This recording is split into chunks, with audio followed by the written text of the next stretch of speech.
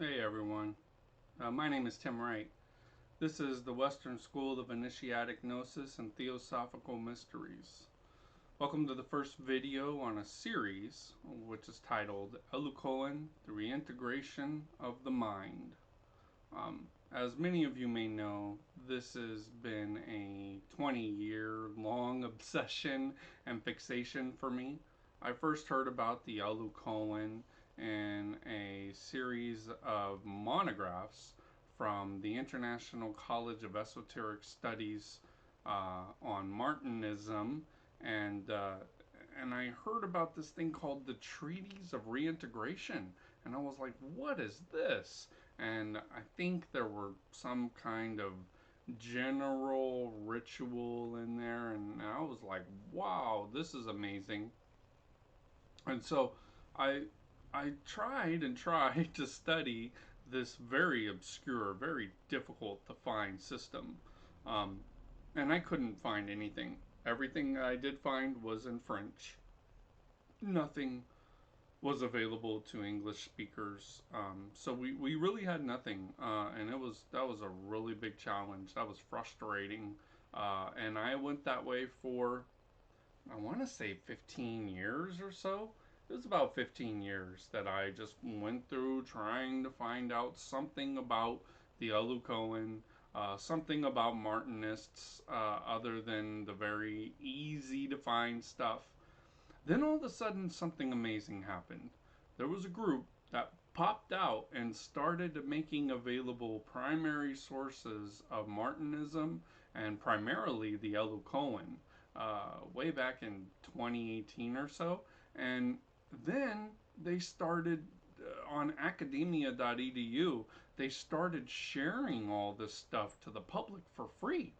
And it took a little bit of time to build up an understanding of what I was reading. At first, it was like some kind of French document that was boring in French, and then there was a little English to it. Um, Eventually, I actually came to value these things very, very well. In fact, I made a binder full of them. Here we go. I got it right here. I have so much Elus Coen and Martinez stuff around me. It's crazy. I don't have any rituals. The rituals are hardly available to anyone, anywhere, anytime. If you have them, let me know. Maybe we can chat more about them. But what happened is the catechisms uh, came to English Martinists. We got them. They this group in 2018 made all of these writings available that were first in just French and that were only talked about in academic circles. Um, and then all of a sudden they start becoming more available. Now, if you go to academia.edu and look up the Elus Coen, you'll see that the catechisms, which were the primary teaching tools of the Elus Coen, are now fully available, fully translated in English. For the first through all of the degrees of the Elus Coen. It is an amazing, amazing feat. There's really a lot of hours, a lot of work, and a lot of meticulous proofreading and editing that goes into these documents. That they're very high quality. Not only do you get in them, you get the French transcription, you get the actual facsimile of the original document. So, like, if they messed up and you read French very well and you can read these crazy scribblings in French, which I gotta tell you, they're not easy to read, even seeing what the French word is. But if you can see it, that's great. You'll have that, and then you'll have an English translation by a team of translators of these folks that is available to you to read. So I printed out, they're all free. So I went out and printed them all up, and now I have them all grouped in my nice little Elus Coen catechism binder. So I have this binder of all of the catechisms of the Elus Coen. These aren't some individual who wanted to talk about something that they learned from some secondary source and they're like, you know what, I'm going to make a catechism. No, these were actual documents from the actual practitioners of this group. Very powerful. Uh, and since you can read these, they're all grouped. Now, the problem is that a lot of people don't know what you'll read in every one of these translations. There's a very helpful introductory essay called The Grades of the Elus Coen. This is one of the most valuable documents that researchers have that are looking into the original Elus Coen teachings. If you read this, you're going to read that what happened was originally because the Frenchies, I like to call them, they read the French writings and it said, oh, there's an apprentice, there's a companion, there's a master. And then they read them again and it said, oh, that's interesting. There's an apprentice, a companion, and a master. Must be the same thing. It's a 3-degree system, it's masonry. Not true. There was a apprentice, companion, and master in one system of thinking, which was the pedagogical blue band that Martinez absolutely insisted on almost to the day of his death, which you'll read in some of our secondary sources that are available now to researchers, which I recently got a hold of and gave me the energy to do this video. This is the third time, by the way, I'm recording it so I can upload it to the page. Anyway, so you'll read about that system, which had the first 3 seemingly Masonic degrees in an Elus Coen spin, but then again, you'll read about the Maitre Elus, which is the 4th degree. Then you're going to read about the 5th through 8th degrees. The 5th, 6th, and 7th are the teachings that are almost exactly like the first 3. They call them the apprentice, the companion, and the master. But they're not these symbolic ones. They are called the... Let's turn to it real quick. I don't want to mess up words. These are called the apprentice Elus, the apprentice Coen, the companion Coen, and the master Coen grades. After that, you have one that's so similar to the 4th degree, which is called the Maitre Elus, called them the Grand Architect. That's the 8th degree. So it goes 1, 2, 3, capping grade, 1, 2, 3, capping grade. Now you're at 8, and then you have 9, 10, 11, capping grade. That there's 3 caps to the 3 kind of evolutions of the first teachings. Amazing, amazing stuff. You have every one of those catechisms in those academia.edu teachings. But not only did they give us these source documents, they gave us you could get this online. I mean, everything I'm talking about is available free to you. All you have to do is open up your eyes, and it might be a little bit for the books, but it's way worth it if you're interested in the system, rather than going and paying somebody who might give you a certificate of like completion. Like, here you go. Like in work sometimes, you do these computer tests and then all of a sudden you get a certificate of completion. You spend all this time and energy, and in these cases a lot of times money, and you get a certificate of completion and oh, you did well, but you learned pretty much nothing. This system is not for those who just want a ready-made thought form that you can incorporate and go, this is what I know, this is what I am. You can't do that. It's a constantly evolving system. So there's that. Anyway, the system was talked about by Saint Martin. I'm so happy this is going to be recorded. The system was talked about by Saint Martin in the 10 instructions to the men of desire. Now, like I said, at the beginning when I studied Martinism, these were called the Lyons lessons. They're not. These are not the Lyons lessons. These are Saint Martin's 10 instructions lessons. And this is what they were called. The instructions for the temples of the Elus Coens, elevated to the greatest glory of the eternal. Now that is not an introductory text. That is You've been initiated. You're now in a temple grade. We're going to give you an understanding of what you just went through. This is not, oh, we're going to give you an introductory syllabus and you're going to go through an initiation eventually. People didn't know this stuff. They didn't get this stuff. They went through an actual experience of initiation, which you can YouTube and hear about through some of these translators and teachers. And then they learned what they went through. Then they had the degree that they got to work and understand and do practices about. They didn't do all this stuff, then have a capping initiation. They knew nothing. They were people who met the qualifications and they were brought into these groups, and they had rather strange things that they did. Tired, hungry, and they were really weird. And so they got to do these things and then learn about the significance of what they meant. So that's what this book is about. Then, after all these people, I think it was like 75 to 100 people, and a little bitty city of Bordeaux, they started bouncing out to all these other cities, getting their own lodge, getting their own Grand Lodge, which you'll read about. And the president of the Society of Martinez de Pasquale, Michel Nahon's book of the same name, Martinez de Pasquale.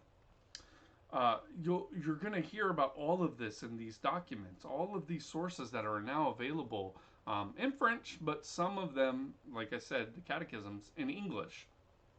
So not only did this group translate all of that, they translated the... This is so cool. I'm so happy to show you. They translated the lessons... That was weird. Sorry about that, folks.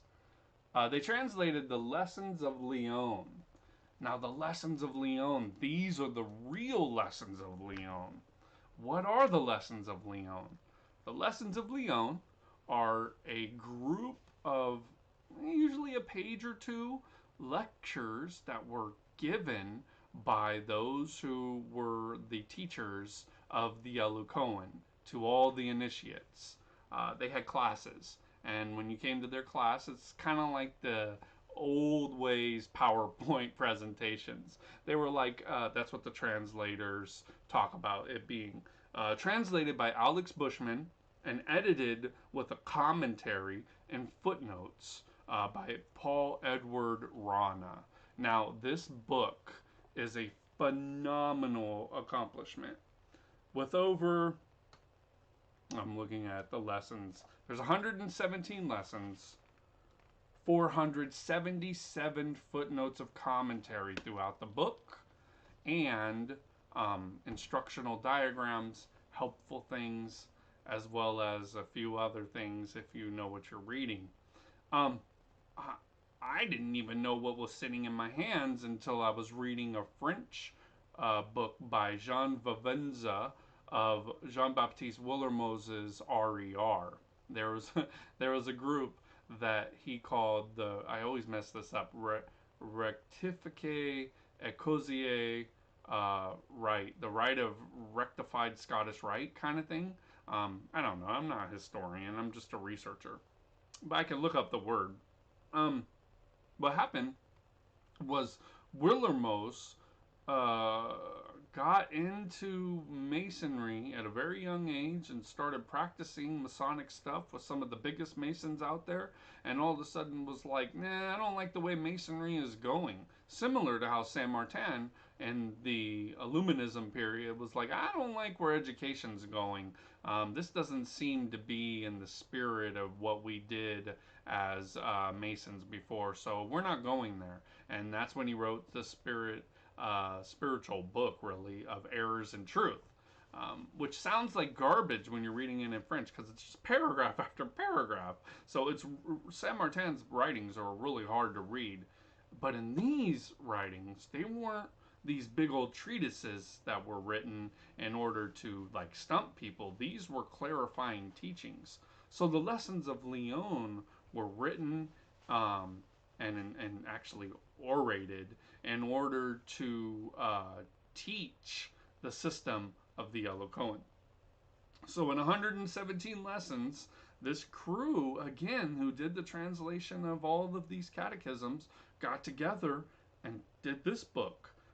It's like $50 out there on Lulu. It's a little costly, but you know what? I mean, the translators are well worth the effort that you're gonna put in to buy this book. If you're interested in these things at all, I one time bought a book that sits on the shelf. It's an academic book by Brill, for Valentinian Gnosticism.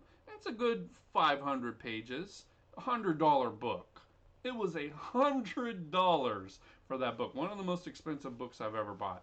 Some books are, some of these, if you go out into the Scottish Rite research stuff, you're going to pay sometimes $300-400 for a book. So if you value this kind of research, this book is a gold mine.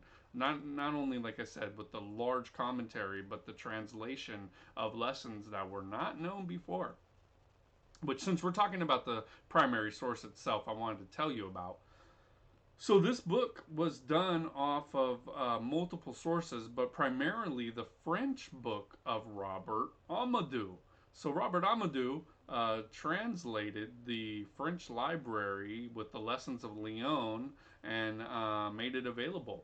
So not only that, but there's a lot of joy in this one, because in Amadou's book, he put some special, and this is the first numberings of these writings, he put some special writings in there.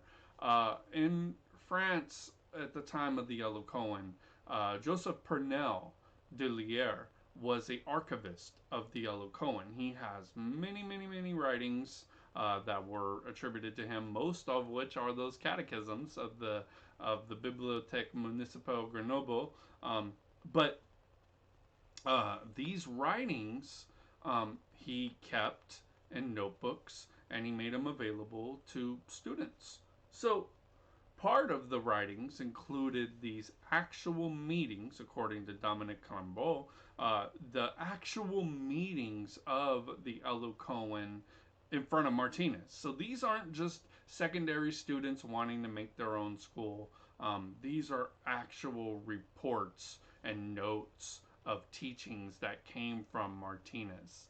So I'll tell you which ones those are. They're in April of 1776. 1776, yeah. They could be 1775. But they are either April of 1775 or 1776.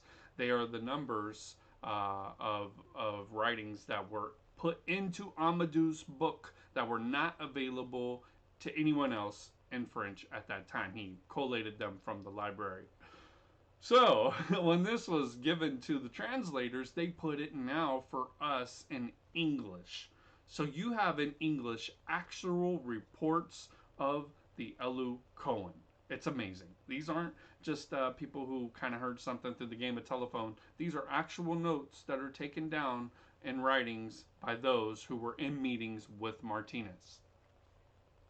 And that should be any kind of primary source that you go to, is the actual teachings of the people themselves, not scholars who come after the fact with maybe like a lot of you know me, and I've talked to a lot of mystic people. One of the bishops that I worked under for probably 5 years was Dr. Kaiser, and he says that a lot of the biblical scholars had their own axe to grind. They had their own point of view that they were trying to perpetuate for their own motives, and they had nothing to do with the teachings of the biblical research that they were doing at the time. So you had to get non-biased scholars that would come in and use primary sources and do lower and upper textual criticism and start to teach these actual teachings of, at that time, Yeshua and Aramaic and the Bible. Same goes for any kind of academic work. You have to go to the primary source. You cannot take anything from the secondary source that's like, yeah, man, this one time I was in Vegas and I gotta tell you, whoa, the very best casino that's ever been there is, and thus they say what their own personal interpretation was of their trip to Vegas and one casino with all the lights that they saw. Maybe for them and their disposition, that was the best casino. But if you went to Vegas and you saw all these lights and you were out there in the nighttime, you may not like lights. You might have a light sensitivity. So you go, I don't really like this casino. I like this casino over here. They're more theatrical and they do things that are a lot more entertaining and enjoyable to me. And I feel a lot more joy when I'm over here. So it all goes into perspective of consider your source. If you're thinking and taking perspectives of a secondary source, you probably aren't getting the full story. Anyway, these are primary sources. They're available in English for the very first time, and it is a very amazing thing that these people translated this and made it available. We are in the age of information, and now about the Elus Coen, we're in information overload. So, as an introductory to these writings, just to let you know, your money won't be wasted. If you're into this stuff at all, and you're going to learn the catechisms for free, you're going to learn all of these teachings which support the catechisms, and then you're really going to be ready, if called and if so motivated, to approach maybe your own group of initiations. Like, maybe you'll get in touch with like these people that are called the Elus Coen. You'll Google them, and they'll be like, wow, yeah, you're amazing. Come on and go party with us or something. I don't know, but what I'm saying is that if you're at all interested in this thing, then now you have enough information to actually learn from the primary sources as an English only one language monolingual person. Very amazing. I am extremely in a debt of gratitude to these individuals for making available teachings that we would never have. And let me tell you, there's a lot of work that goes into translation, especially these kind. They give you facsimile, they give you a French transcription, and then they give you an English translation. Not in the Leon lessons book, because that would make it like 1,200 pages, but you have that with all of the catechisms. At any rate, that's what I wanted to do, is introduce some of these things, some of these teachings, some of these primary sources.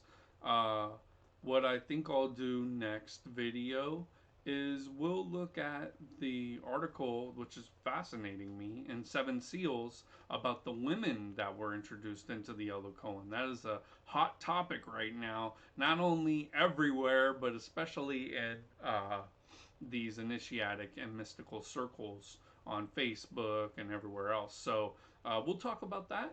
And I'm grateful that you stopped in to watch this video. Hopefully it was informative.